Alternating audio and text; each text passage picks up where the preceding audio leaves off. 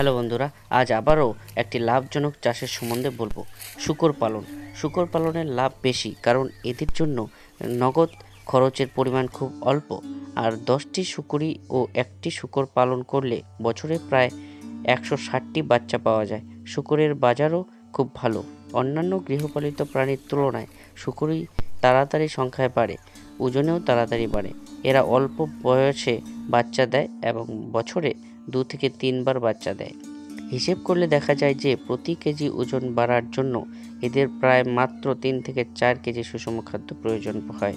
শূকরের দেহের ওজনের প্রায় 60 থেকে 80 ভাগ মাংস পাওয়া যায়, যেখানে ছাগল ভেড়ার পাওয়া যায় 50 থেকে 55 ভাগ। 6 মাসের মধ্যেই খুব তাড়াতাড়ি ও ভালো মুনাফায় শূকর বাজারজাত করা যায়, তাই অল্প সময়ে লাভ দেখা যায়।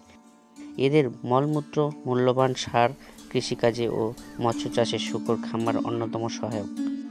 শূকরের চামড়া নানা রকম হালকা চামড়ার জিনিস তৈরির কাজে লাগে, তাই শূকর পালন একটি কম পরিশ্রমের লাভজনক ব্যবসা। শূকরে অনেক রোগ থাকে, যেমন swine flu, coccidiosis, enteropathy, porcine respiratory disease complex ইত্যাদি।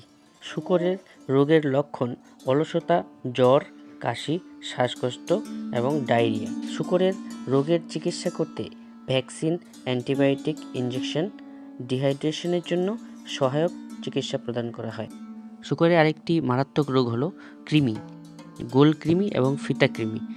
এটা পর্যায়ক্রমিকভাবে কৃমিনাশক ব্যবহার করতে হয়। এরকম আরও নতুন নতুন ভিডিও পেতে অঙ্গনামার প্রকৃতি চ্যানেলটি সাবস্ক্রাইব করে রাখুন।